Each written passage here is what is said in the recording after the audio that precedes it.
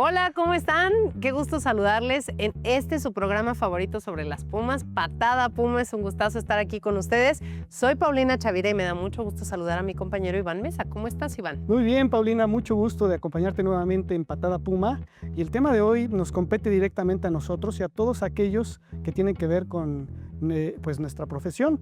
Hoy tendremos un tema muy interesante que es medios de comunicación y narrativas deportivas, donde tendremos también una invitada de lujo, una colega que siempre está en la conversación pública, pero es una sorpresa para más adelante. Ándale, ¿quién será? Vamos a ver quién es. Mientras tanto, bueno, vamos a tener todas nuestras cápsulas, pero también vamos a conocer la historia de Cristina Torres, una futbolista que me parece que ha tenido un brillo especial en su carrera después de llegar aquí a Pumas, ha tenido trayectoria internacional y uno de sus objetivos es llevar a su país, PR, al escenario internacional. Así que, ¿qué te parece que conozcamos a Cristina Torres? Vamos a verla, esto es Perfiles.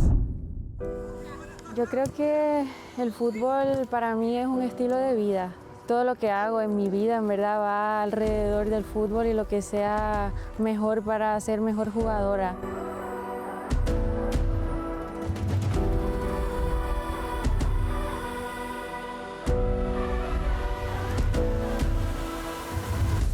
Si te digo la verdad, en Puerto Rico no se ve el fútbol como, y menos femenil, como una carrera seria, que ahora yo espero que esté cambiando un poco las cosas, pero de chiquita eso no era una realidad que yo dijera, yo quiero ser futbolista profesional.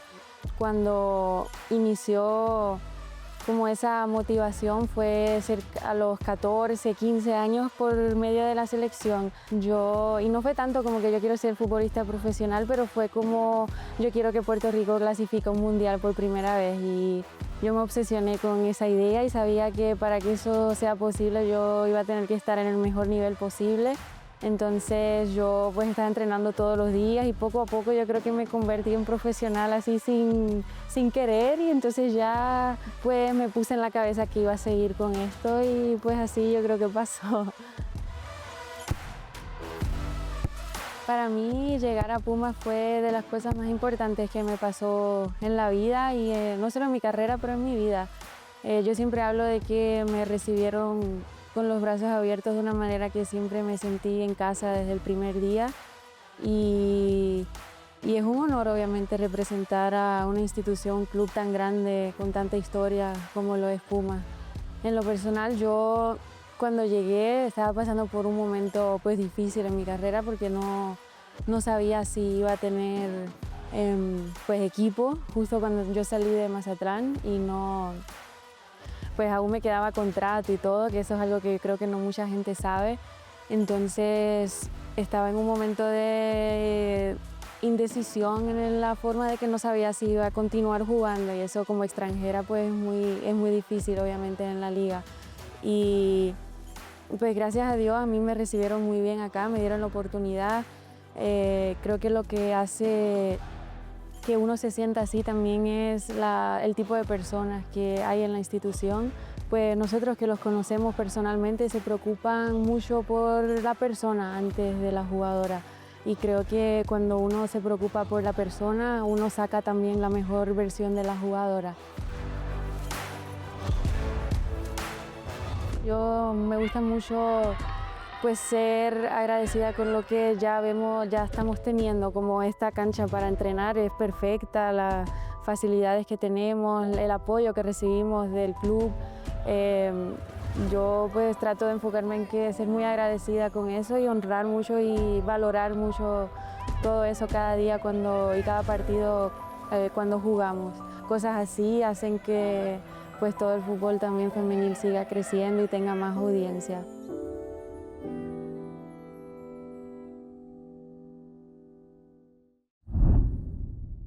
Muchísimas gracias al equipo que hizo esta entrevista de Cristina Torres, que nos dice, Iván, que la disciplina es fundamental para desarrollarte en tu carrera como futbolista. Pero bueno, ya pasando al tema que nos atañe en este episodio, creo que hay que hablar más de la participación de las mujeres en los medios deportivos. ¿Qué te parece que les presentemos a quienes nos están viendo un panorama de cómo es la presencia de las mujeres en los medios deportivos? Así es, Paulina, si bien existe un aumento de mujeres pues que practican ya el deporte, ha ido a la baja las mujeres que pues entran a la narración, al análisis y al periodismo deportivo. Es un dato y un tema que tenemos que tratar y que ver y que no dejar ahí, porque es importante que los medios tengan esta diferente forma de pensar, ¿no? Porque sí, es una diferente forma de ver. Sí, claro, necesitamos ahí más presencia femenina en nuestra perspectiva, ¿no? Pero imagínate, hay un estudio que hace del Observatorio de Medios en nuestro país, que está coordinado por Somos Versus y por ONU Mujeres, en donde dice que solamente el 7% de los artículos publicados, ya sea en medios impresos o en medios electrónicos en nuestro país, hablan de mujeres deportistas o de periodistas. O sea, es que no es ni uno de cada 10, Iván. Nada, es muy cercano a la historia. Tú pudiste ver y pudimos observar el debut de Gaby Fernández de Lara en una transmisión de fútbol varonil que pues fue muy nombrada con bombo y platillo, pero después se fue difuminando, ¿no? Recuerdo a Marisa Lara también con sus intentos, una gran periodista, por supuesto, Geo González, Sí, que claro. también empezó a narrar el fútbol femenil. Y otros deportes, ¿eh? Sí, No nada sí, más el voleibol sobre fútbol, todo, claro, ¿no? ajá. Entonces es muy interesante y muy importante que sigan saliendo nuevas figuras para los medios de comunicación. Sí, pero a ver, la verdad es que el contexto no es muy halagüeño, digo, la verdad. O sea, imagínate que para 2021 solo había 2 mujeres que estaban en puestos de decisión dentro de los medios de comunicación. Una de ellas, Marisol Rojas, editora del Economista, y la otra, Diana Pérez, que fue fundadora de Récord. Ya después podemos también, no sé, considerar también ahí a Adriana Terrazas de TUDN y a Paulina Capetillo de Azteca Deportes, pero pues nada más. O sea, Así estas es. 4. Y eso en México, imagínate, para darles contexto, en Estados Unidos el 10.2% solamente pues participaron las mujeres en el periodismo deportivo. Ya en 2000, eso es una cifra de 2017, ya en 2021 pues aumentó un poco con el 15%, donde las periodistas podían participar en diarios, en periódicos, ¿no? de circulación nacional, y pues creció un poco a 24% la participación en online. Entonces va creciendo, pero de todas maneras es muy poco, y el 8% solamente participan en noticiarios por cable. Finalmente es una cifra muy baja, pues si vemos todo el 100% Es de la... bajísima, de Iván, la- sí. bajísima. Y yo creo que hay mucho trabajo por hacer, empezando por desmasculinizar las redacciones, ¿no? Dejar de pensar que solamente los hombres pueden estar dedicándose al periodismo deportivo. Al final somos muchas las mujeres que estamos ahí también aportando desde distintas trincheras, ¿no? Y aportando nuestra perspectiva, pero bueno, sí, muchísimo trabajo por hacer Y todavía. bueno, todavía me quedan muchas dudas, pero creo que nuestra invitada después del corte nos las va a despejar todas. Seguro que así va a suceder, mi querido Iván, pero ¿qué te parece si antes vamos con una cápsula que nos preparó Alberto García sobre lo que ha sucedido en estas últimas jornadas? Desde este coloso, donde cada partido es una batalla, nuestras Pumas se enfrentaron a un rival muy difícil. Aunque el resultado fue adverso, la garra universitaria se fue intacta.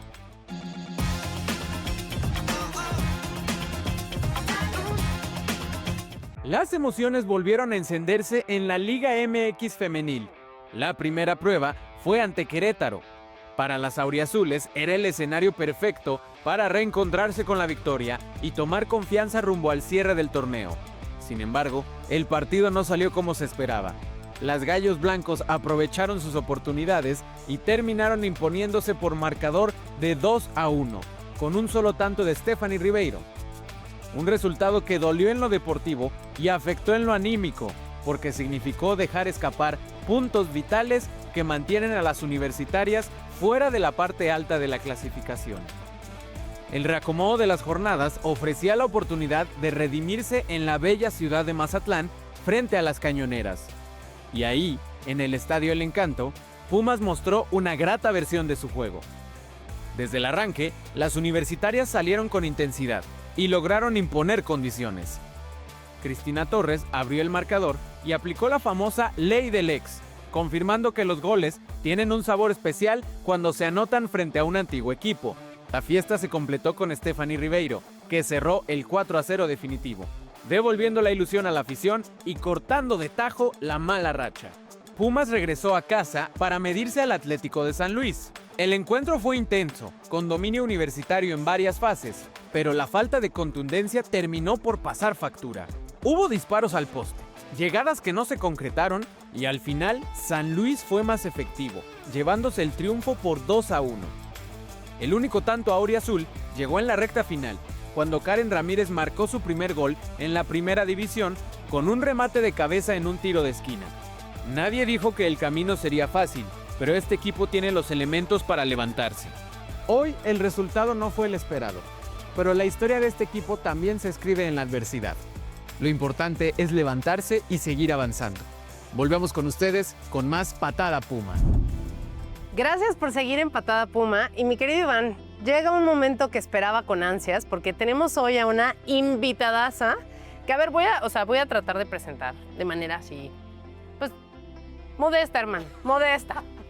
Tenemos a... No hables de mis tatuajes, por favor. Evidentemente no voy a hablar de Carnal. tatuajes jamás. Pero a ver, periodista, comentarista, analista, narradora, porque te tocó conmigo narrar, así que también has sido narradora, embajadora de la ONU. Pero más que eso, yo creo que una de las cosas por las que más te reconocemos, mi querida Marion Reimers, es porque has sido una mujer que ha trabajado muchísimo en el periodismo deportivo y tenemos, pues por lo menos somos muchas personas las que te agradecemos el que lo hayas hecho. No, hermana, gracias. Iván, un placer y obviamente a todo el público que nos acompaña. Después de esa presentación ya me puedo ir. Era lo único que quería escuchar. Un apapacho a mi ego. Un apapacho a tu alma y a tu corazón. No, gracias, hermana. Sabes No, que un gustazo. tengo mucha admiración y mucho cariño por ti. Me encanta estar aquí. Lo mismo, muchas Marion, pues bienvenida, esta es tu casa, Patada Puma, TV UNAM. Y pues bueno, para arrancar, ¿qué es lo que tú consideras que todavía le falta al periodismo deportivo para que más mujeres lleguen a él y sobre todo para que la afición, los medios de comunicación tomen en cuenta los puntos de vista de mujeres que quieren hacer el cambio como tú lo has hecho? Y vamos a arrancar con preguntas fáciles. ¿Viste? Así tranquilita la cosa. Pues mira, creo que el periodismo deportivo y los medios en general, o sea, no tiene que ver únicamente con el de deportes, porque hay un tema muy complicado para insertarnos en el periodismo de política, ¿no? De noticias generales, en el periodismo financiero, en el periodismo de ciencia. O sea, en general, a mí me llama mucho la atención cuando la gente me dice, es que te insertaste en un mundo de hombres. No, es que el mundo es de hombres, sí, ¿no? claro. O sea, pero sí creo que me parece podríamos empezar por líneas discursivas que nos presentaran otro tipo de intercambios y de debates, ¿no? Me parece que tenemos una cultura del disenso que se basa en la descalificación. Hemos seguido una escuela de periodismo muy vanagloriada, con la cual yo no estoy de acuerdo, que es, ¿no?, el debate, la polémica. Y el debate se basa en decirle al otro que es un idiota, no en construir sobre los argumentos o las grandes preguntas. Justificado esto con que la audiencia es lo que busca. Pero a mí me llama poderosamente la atención que dentro del mismo deporte, ¿no?, tenemos el fútbol femenil, el fútbol varonil, por ejemplo, podamos tener líneas discursivas tan distintas, aficiones tan distintas, maneras tan diferentes de aproximarse, jugadoras o atletas, si se quiere, ¿no? Para utilizar el término neutro. Exacto, no ser Mi querida Chavira va a estar aquí pendiente, en donde hay una brecha enorme que parece casi otro deporte. Entonces, a mí me parece que tiene que ver con, pues, el acercamiento patriarcal. Dijo patriarcal, la palabra prohibida. Cállate. Sí, hay un acercamiento muy patriarcal al entendimiento del deporte. Y al margen de eso, bueno, creo que hay un cuestionamiento permanente hacia el rol que desempeñamos las mujeres en la esfera pública, en donde hay una falta de credibilidad hacia nosotras muy importante, y en donde también, pues, se ha entendido que nuestra presencia no tiene que ver con las grandes opiniones, sino que tiene que ver con los acompañamientos, ¿no? Oye, y ya hablabas del fútbol femenil. Ajá. A eso le quiero entrar, Me evidentemente. encanta, me encanta. ¿Tú a qué le achacas o cuál crees que haya sido la situación que llevó a que hubiera más cobertura del fútbol femenil? Que hoy tengamos, por ejemplo, a diferencia de lo que pasa en otras ligas, en México una cobertura en grandes cadenas de televisión. Apenas empezamos a ver, por ejemplo, en la liga inglesa, que una gran cadena de televisión decidió, vamos a transmitir ahora los partidos de fútbol femenil. Aquí en México pasó primero con varias televisoras. Hay gente que está interesada en el fútbol femenil y se crea cada vez más información alrededor del fútbol femenil. ¿Por qué? Mira, creo que los medios son un reflejo de lo que sucede en el mundo, y el mundo a veces es un reflejo de lo que sucede en los medios, ¿no?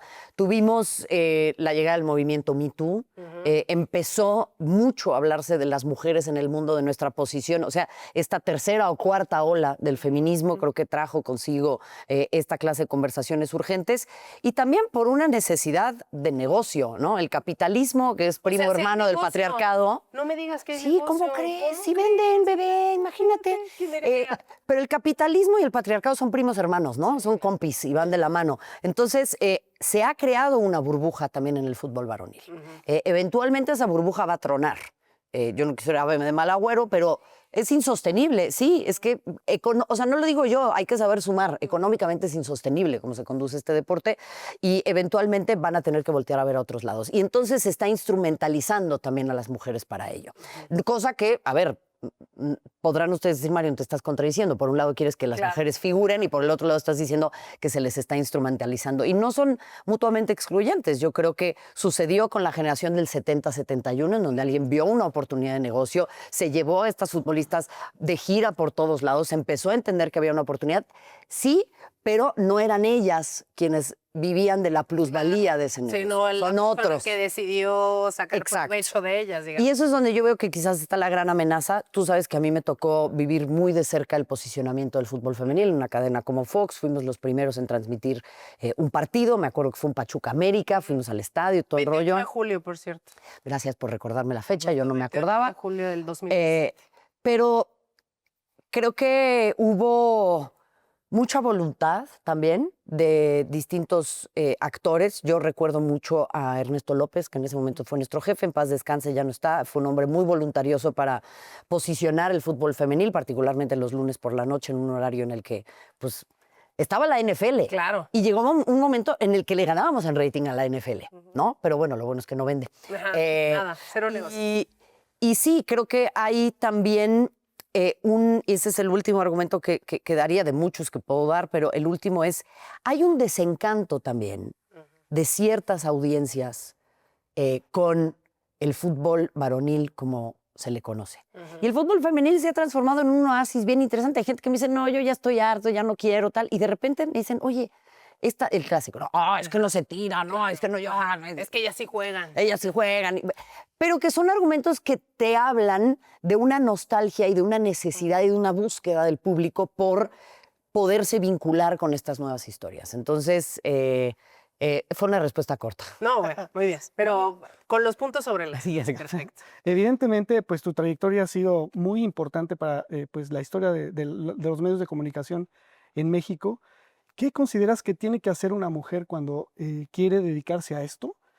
Porque seguramente va a pasar por distintos pues, barreras a las que tú pues, luchaste, enfrentaste y ganaste, que finalmente hicieron de ti una forma de ser o de pensar. No sé si te ayudó eso, pero ¿qué es lo que tiene que pasar una mujer para figurar como tú en el periodismo deportivo? Me voy a permitir voltear la pregunta. Adelante. Porque generalmente el foco está puesto en nosotras y a mí me gustaría que ese foco ya no esté puesto así porque yo tuve que pagar precios muy altos y a la fecha los tengo que pagar. Entonces yo voy a voltearte la respuesta y te voy a decir qué es lo que tienen que hacer los hombres. Tienen que sentarse a escuchar, tienen que voltearse a ver en el espejo y pensar en sus propios privilegios y no sentirse amenazados, sino entender que a través de la colaboración y a través de la diversidad es como verdaderamente vamos a crecer. El entender que los derechos y las oportunidades son lluvia, no son pastel. Si llueve, nos cae a todos. No estamos arrebatándonos una rebanada de algo. Y creo que los hombres en los puestos de decisiones han sido poco cuestionados. Por lo general, nosotras las mujeres nos preguntan cómo se tiene que hacer, qué es lo que se tiene que hacer. Y eso termina en una frustración enorme, porque yo me puedo sentir empoderada, pero no tengo acceso al poder, no tengo la llave que me permite abrir ese lugar para que yo accese. Tienen que abrir los espacios para que nosotras podamos caber. Y eso les significa a veces una pérdida de privilegios, una serie de cuestionamientos, una serie de situaciones que, por ejemplo, yo cuando empezaba en mi carrera me decían, es que tú eres diferente a las demás, cuéntame, ¿por qué tú no te vistes de esta forma? ¿Y qué piensas de tus compañeras que usan poca ropa para figurar tal? Hasta que llegó un momento en el que dije, ¿por qué me están poniendo en contra de mis aliadas? O sea, son las que van a jalar conmigo y están queriendo que yo me pelee con ellas y las critique, ¿no? ¿Por qué no cuestionan a los señores que de una u otra manera están generando una narrativa en la que te dicen, esta es la zanahoria y te la vamos a otorgar en tanto en cuanto te vistas así? Ahora, sí creo que tenemos que hacer un trabajo con las niñas y con las mujeres en el sentido de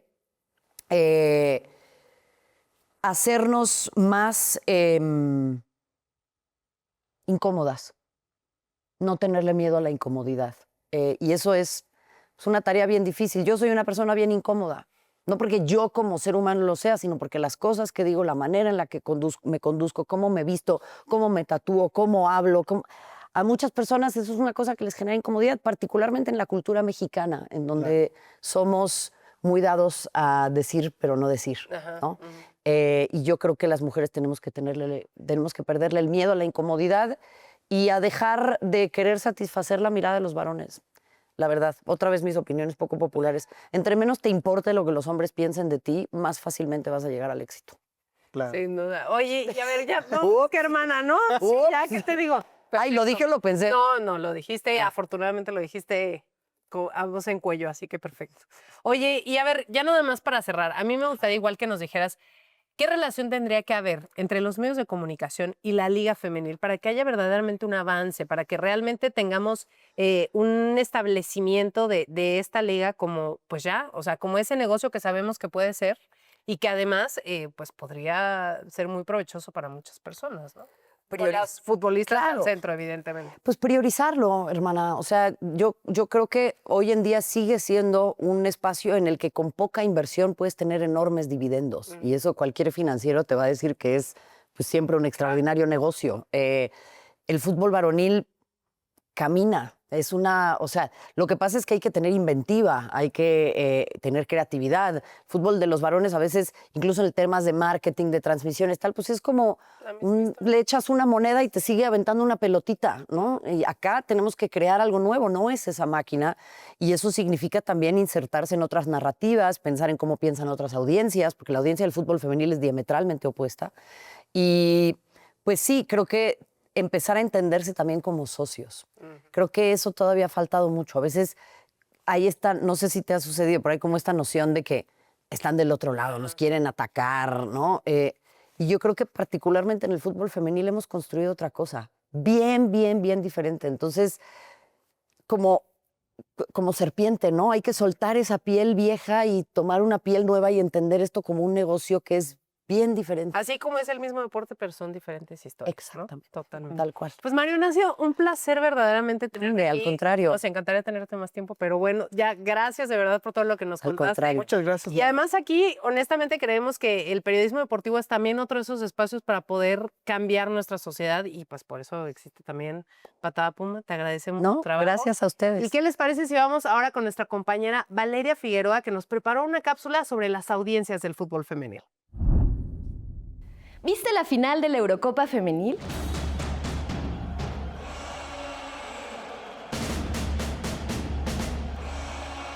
Si es así, ha sido parte de un momento histórico, ya que este partido rompió récords de audiencia en un encuentro de fútbol femenil. Varias fuentes registraron que más de 6 millones de personas vieron la serie de penales de esta emocionante final. De acuerdo con datos de la UEFA, en el reciente torneo se rompieron récords de asistencia en los estadios. Se agotaron las entradas para 29 de los 31 partidos jugados. Quizá el número de aficionados en el estadio puede ser un dato engañoso para hablar de récords, ya que está ligado a la capacidad de espectadores de cada recinto. Pero es innegable que el fútbol femenino ha ganado popularidad. Han aumentado considerablemente los aficionados y aficionadas y estos números siguen en aumento. En México, la popularidad del balompié femenino también ha crecido y sabemos que no ha sido un camino fácil. La Liga BBVA MX Femenil es la tercera liga de fútbol con mayor audiencia en el mundo, superada solamente por la National Women's Soccer League de Estados Unidos y la Women's Super League de Inglaterra. De acuerdo con datos de la Federación Mexicana de Fútbol, el torneo pasado se alcanzaron 22.4 millones de visualizaciones acumuladas en plataformas digitales y TV, con un promedio de 329,000 vistas por partido solo en lo digital. Y por primera vez se transmitieron 52 partidos de forma gratuita. Es muy importante señalar que para que la afición y las audiencias crezcan, hace falta más que solo ganas de ver buen fútbol. Es necesario crear y fomentar los espacios para poder consumirlo, porque no podemos esperar la misma afición de un partido que se juega un domingo a las 12 del día a uno que se juega el lunes a las 5 de la tarde y sucede lo mismo con la transmisión de los juegos. No todos los partidos son televisados, aunque vamos por buen camino. Para el torneo Clausura 2025, la Liga MX Femenil lanzó la iniciativa FutFem Donde Sea, que promueve la transmisión de los partidos de la liga en distintas plataformas digitales como YouTube, Facebook y TikTok. Hasta ahora, los equipos que participan en esta iniciativa son Pumas, Cruz Azul, Rayadas, América y Toluca, transmitiendo todos sus partidos de locales. Además, la totalidad de los partidos de la liga estará disponible en el canal oficial de YouTube de la Liga MX Femenil después de su transmisión en vivo. A veces el camino parece lento, pero no podemos perder de vista la brecha recorrida y es una realidad que el fútbol femenino ha aumentado sus espacios de difusión y sus audiencias. Además de que ha cambiado lentamente la percepción pública hacia las mujeres futbolistas, que merecen todo el respeto, no solo por darnos un gran espectáculo futbolístico y sin tanto drama, sino por lograrlo en condiciones que muchas veces son adversas. ¿Y tú? ¿A cuántos partidos de fútbol femenil has asistido? Pues llegamos al final de esta emisión de Patada Puma. La verdad es que tuvimos un programazo, Iván. O sea, tuvimos entrevista con Marion Reimers, revisamos cómo es la audiencia del fútbol femenil, vimos qué es lo que sucedió en las últimas jornadas y además conocimos más de Cristina Torres. Así es, un programa muy, muy completo, pero ¿qué crees? ¿Qué? Todavía falta una ¿sí? sección más. Nuestra querida Anel Pérez nos tiene Golazo Cultural. Y es que hoy nos presenta un libro dedicado a las infancias sobre fútbol, pero yo creo que cualquier persona, sin importar la edad, pues puede aprender mucho sobre este bello deporte. Ya quiero ver cuál es ese libro. Y pues bueno, muchas gracias por acompañarnos. Esto fue Patada Puma. Hasta la próxima. Uno de los libros más inspiradores sobre el fútbol femenil fue escrito para niñas. Goal Power, A Real Life Girls Soccer Story, de Mandy Cross, cuenta la historia real del equipo más improbable, pero también el más valiente. Un grupo de niñas que, entre risas, caídas y goles, aprendieron que el fútbol también es un espacio para soñar y luchar en grande. Publicado justo antes del Mundial Femenil de 1999 en Estados Unidos, este libro retrata mucho más que partidos. Habla de perseverancia, de amistad, de superar el juegas como niña a juegas como niña. Son 96 páginas llenas de emoción y enseñanzas, con consejos reales de entrenadores profesionales y momentos que marcan especialmente para las infancias que buscan un lugar en la cancha y en el mundo. Goal Power es una invitación a jugar sin miedo, a patear estereotipos y a anotar en el campo y en la vida. Porque la pasión de las historias reales forma niñas valientes. Es por eso que Goal Power de Mandy Cross es un golazo cultural.